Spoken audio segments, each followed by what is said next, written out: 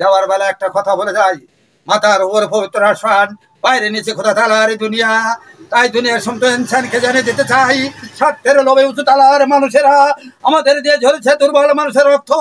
আর সেই রক্তের স্রোতে অবগান করে তোমরা সেজেছ সমাজের দেবতা, তোমরা সেজেছ সমাজের দেবতা।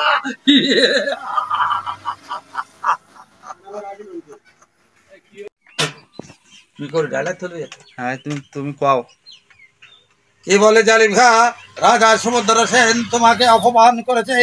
সামান্য হিন্দু কাপের এত বড় স্পর্ধা, যার অনুগ্রহে সেই ইন্দ্রপুর সিংহাসনে অধিষ্ঠিত, তার কর্মচারীকে ভেজে দিই, সেই বেদককে আমি এমন শিক্ষা দেব যা সে কোনোদিন কল্পনাও করতে পারবে না।